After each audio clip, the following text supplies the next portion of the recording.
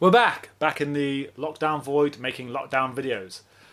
First, shout out to our sponsors. Thank you to the Patreon folks who help fund this channel, help fund the equipment that I use to make these videos. You are the reason this looks even moderately useful. If you're interested in helping to fund this channel and get even better equipment, please have a look at that. The link is at the bottom of this video. I obviously offer different things depending on your subscription, such as one-to-one coaching via Zoom or whatever you can have available per month, plus personalized videos. Definitely have a look at that if you're interested. Secondly, thank you to the Discord channel. It is your fantastic ideas and the conversation that's going on there that is making so much content right now. If you're interested in joining that discussion, please click on the link at the bottom of this video. So the topic of this one is the quest for dominance. What do I mean by that? What is dominance in Jiu-Jitsu? So I'm talking about when you're on top. I try and avoid speaking in terms, especially when it comes to beginners, of side control, mount, and north-south. You have to eventually kind of use them a little bit just to like give a starting location, but I try and avoid it as much as possible in regards to being just like static positions, like this is mount, this is side control, this is north south. Understanding this has made my control better even as a black belt, like deep thinking into this. So what do I mean by dominance? What I try and aim for is once I've passed the guard, I just try and move myself into the armpits as much as I can.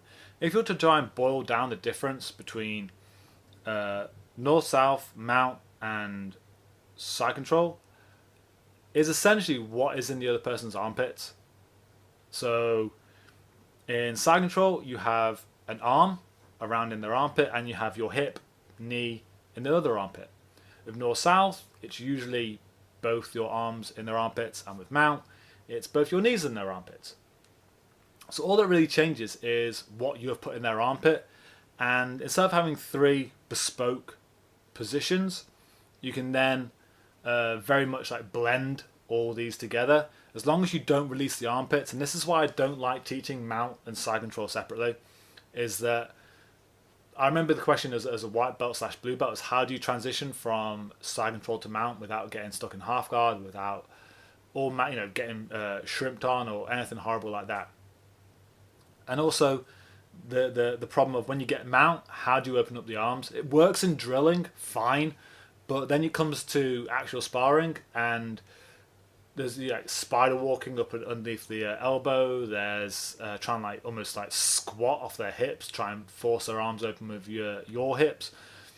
All these things don't really work if someone's got like really tight T-Rexing arms. In gi, you have an option to like stress them with X chokes, like cross collar chokes, should I say? But in no gi, those really go out the window. So how does this fix that problem? And if you start looking at it in the sense of I'm not just hunting for mount, side control, north-south, all I'm doing is moving things into their armpits. And if I need something, I can replace it with something else in their armpits. Obviously not your head, don't get guillotined. Or maybe, because that's an arm triangle. And so then I kind of like look at it backwards. So instead of like having a side control with head and arm control into an arm bar, I look at it as what's the armbar? What do I want to accomplish? I need to get that far underhook to then swing around and get the armbar. Anything before that is kind of like free flow because Jiu-Jitsu is chaos.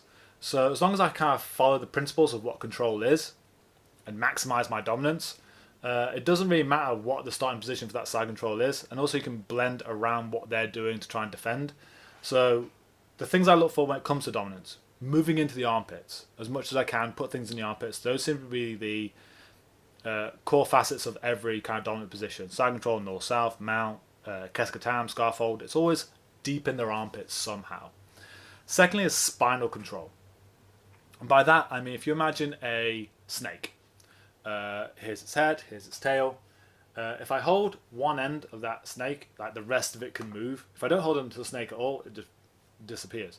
But if I hold onto the head and the tail, it's mine. It's not going anywhere. The difference with a human being is very little. We are our spines. And so when you hear control the head and the hips, why?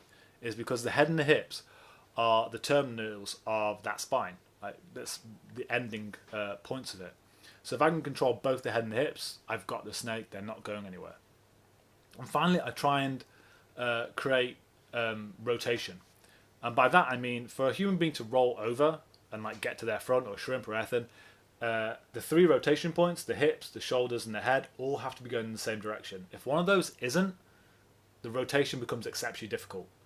And so I either control 2 directions, so I make the those rotation points go in 2 separate directions. So I have the head go one way, the shoulders go the other way, or the legs go one way and the head go the other way, or I might have one shoulder up and the other shoulder facing the other way, because then it's kind of like they're pinned in the middle, they can't roll either way.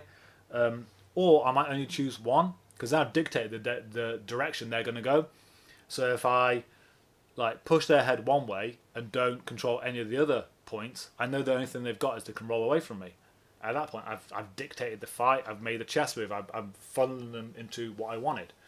And so when I'm going for a dominant position, I think of armpits, because that's control, always has been. Watch any of my other videos, I'll link the famous How to Defend Everything one in this one. I think of spine control. I want to control the head and hips as much as possible. I don't have to control both, but I've made the calculated decision that I know if I don't control both, that end of the snake can move. And then I control rotation points, either 1 or 2, head, hips or shoulders, because I can either pin them completely in place or dictate where they're going to go.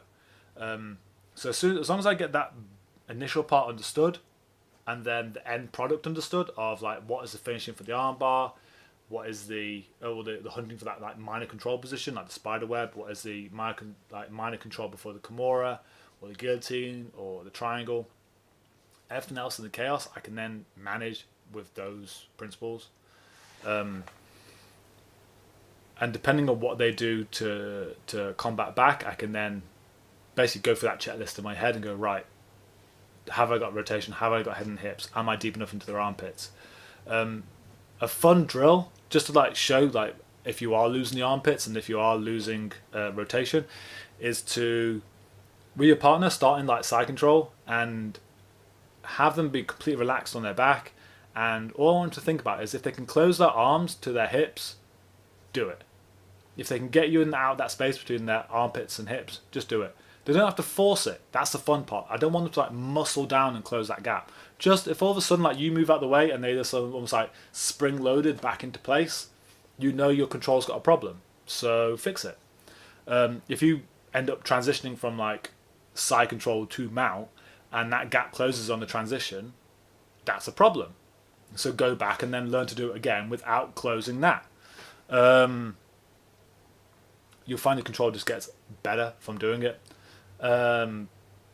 Please comment. Please go on the Discord channel. Give me some feedback on this. There are other parts. I want to do a part 2 of this video where it comes to pressure and how to apply pressure. I don't want to give everything away in one video. And how to make yourself heavier if you're smaller, but also how to manipulate someone to make them weaker as well if you're smaller, because I have quite a few female students and small students.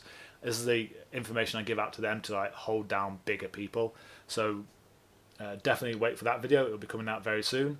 Thank you for your time.